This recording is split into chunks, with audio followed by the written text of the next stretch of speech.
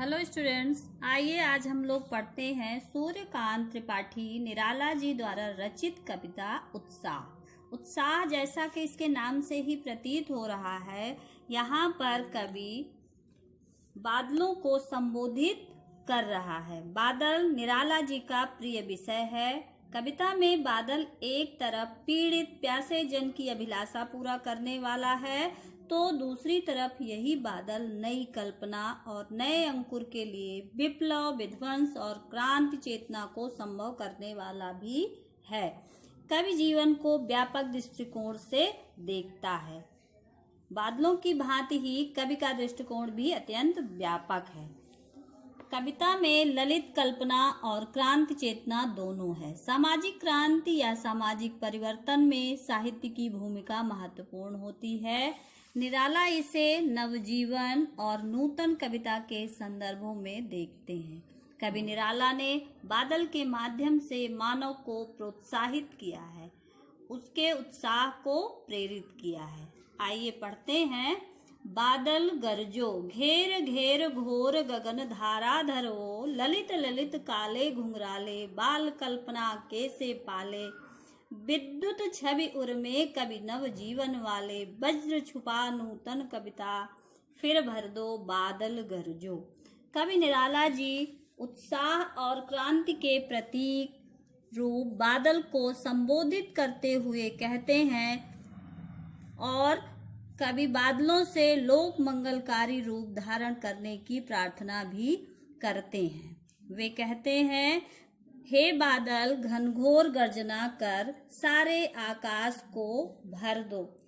गरजो मीन्स गर्जना करो, घेर घेर घिर घिर कर, घोर भयावह भयानक, गगन आकाश, धाराधर बादल, ललित मीन्स सुंदर, विद्युत छवि बिजली की आभा, उर मीन्स हृदय, नूतन नई। कवि कह रहे हैं कि हे बादल घनघोर गर्जना कर सारे आकाश को भर दो, अर्थात गगन का कोई कोना कठोर गर्जना से अछूता ना रह जाए। गर्जना करते हुए पृथ्वी पर जल बरसाओ। आकाश में फैले हुए बादल अपनी कोमलता के कारण सुंदर और मृदुल हैं। काली काली बदलियां काले घुंघराले बालों के समान शोभायमान हो रही हैं। बाल कल्पना कैसे पाले, ललित ललित काले घुंघराले। बादल बच्चों की कल्पना के समान पवित्र व मृदुल हैं। बाल कल्पना से पालित बादल हैं। बादलों के बीच चमकती बिजली को देख, विद्युत छवि उर्मे कवि नव जीवन वाले। बिजली को देख कवि को लगता है कि जैसे बादलों ने अपने हृदय में बिजली की छवि को अब तक छिपाया हुआ है। और मीन्स हृदय। बादल नव जीवन देने वाले हैं। कवि निराला अपने जीवन में भी बादल की गर्जना जैसी निडरता, बिजली जैसी ओजस्विता और शीतलता प्रदान करने वाली परोपकारिता चाहते हैं। क्यों? क्योंकि इसी से समाज में परिवर्तन आएगा, क्रांति आएगी। कवि बादल से आग्रह करता है कि अपनी वज्र जैसी कठोरता को छिपाकर एक नव जीवन कविता से आकाश के जीवन को भर दे। कवि का मानना है कि केवल कोमलता से काम चलने वाला नहीं है। बादलों की भांति वे भी नित नई नई कविता कहने के लिए मचल रहे हैं, क्योंकि नवीनता लाने के लिए विध्वंस, विप्लव और क्रांति आवश्यक है। जिस प्रकार से बादल प्राकृतिक माहौल में क्रांति उत्पन्न करते हैं, ठीक उसी प्रकार साहित्यकार या कवि अपनी कविता के माध्यम से भी समाज में क्रांति उत्पन्न करता है। बिकल बिकल उन्मन थे उन्मन, विश्व के निदाघ के सकल जन, आए अज्ञात दिशा से अनंत के घन, तप्त धरा जल से फिर भर दो, शीतल कर दो बादल गरजो। बिकल मीन्स परेशान, उद्विग्न, उन्मन अनमनापन का भाव, निदाग मीन्स गर्मी, सकल मीन्स सब, संपूर्ण, अज्ञात जिसका पता ना हो, अनंत जिसका अंत ना हो। किसके लिए अनंत कहा गया है यहाँ पर? आकाश के लिए। घन मीन्स बादल, तप्त मीन्स तपती हुई, धरा मीन्स धरती, शीतल कर दो ठंडा कर दो, शीतल मीन्स ठंडा। बादल बरसने के लिए व्याकुल थे, अनमने थे। विश्व के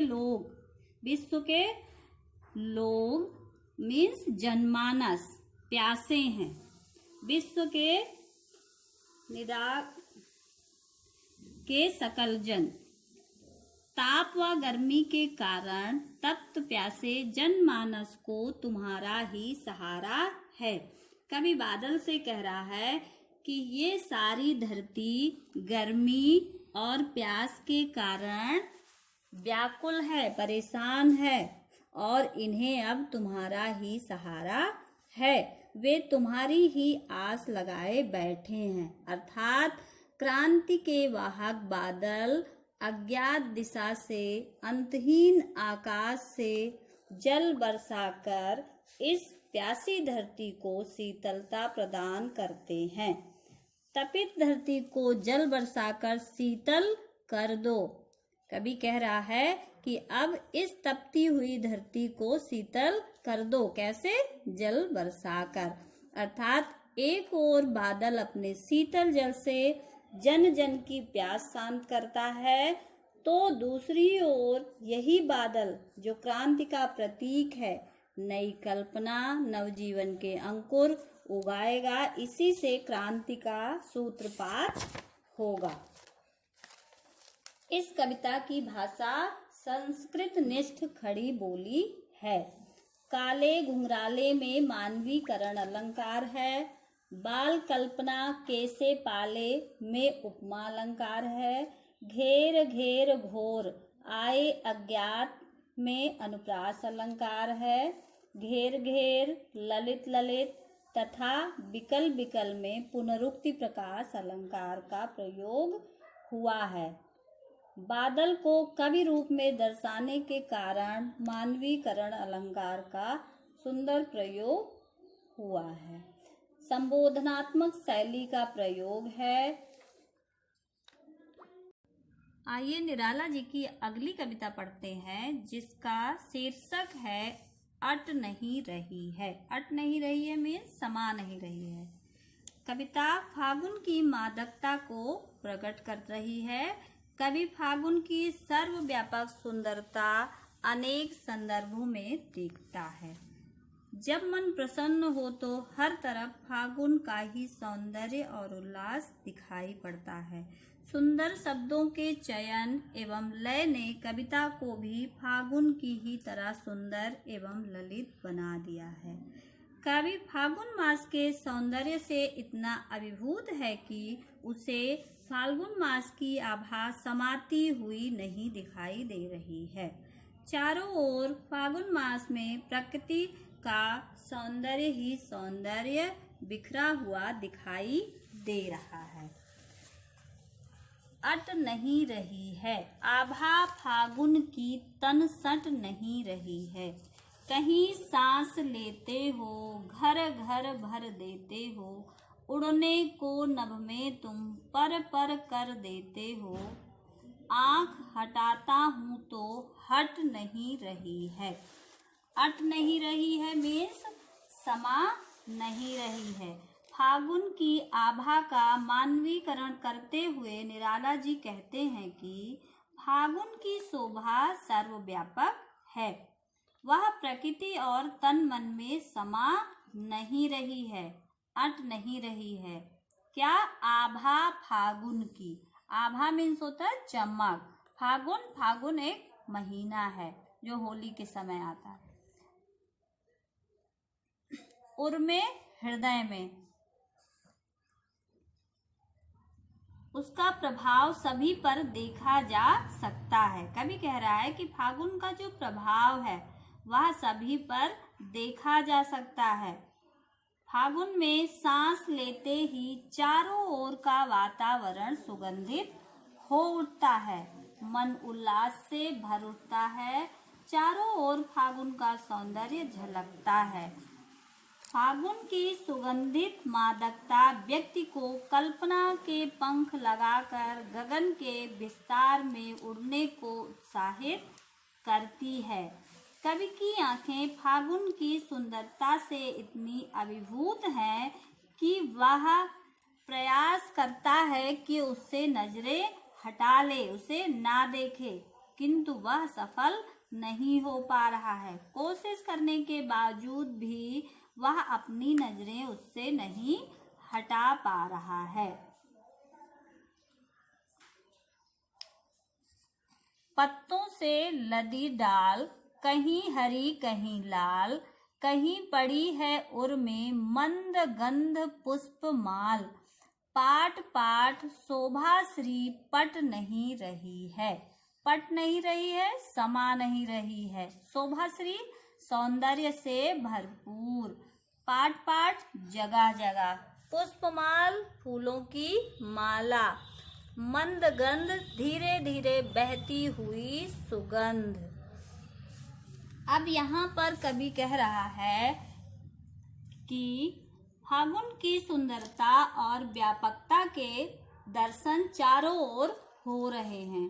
पेड़ पत्ते फूलों आदि में भी यह दिखाई दे रहा है। वृक्षों की डालियां हरे हरे पत्तों से लदने लगी हैं। वे डालियां कैसी हैं? कहीं हरी तो कहीं लाल।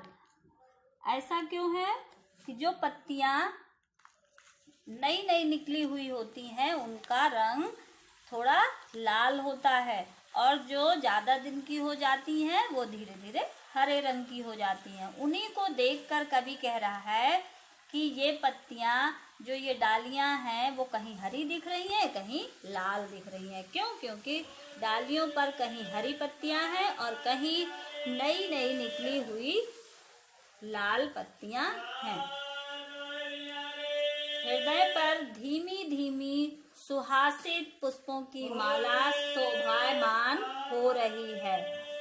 समस्त प्रकृति फल फूलों से लद गई है और इसका प्रभाव लोगों के तन मन पर भी देखा जा सकता है।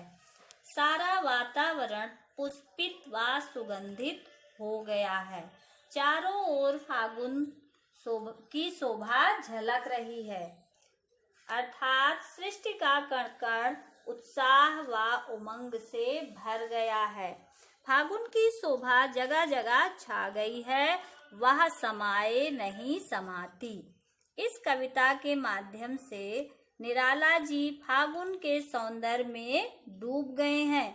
उनमें फागुन की आभा रच गई है, ऐसी आभा जिसे ना शब्दों से अलग किया जा सकता है, ना फागुन से। इस कविता में प्रकृति सौंदर्य का सजीव चित्रण किया गया है। श्रृंगार रस यहाँ पर दर्शनीय है।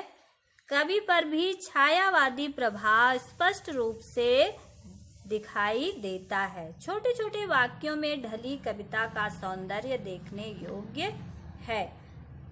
नहीं रही घर भर में अनुप्रास अलंकार, घर घर पर पाठ पाठ में पुनरुक्ति प्रकाश अलंकार, आंख हटाता हूं तो हट नहीं रही विशेषोक्ति अलंकार, कहीं सांस लेते हो उड़ने को नभ में तुम पर कर देते हो, कहीं पड़ी है उर में मंद गंध माल। मानवीकरण अलंकार का यहाँ पर सुंदर प्रयोग हुआ है।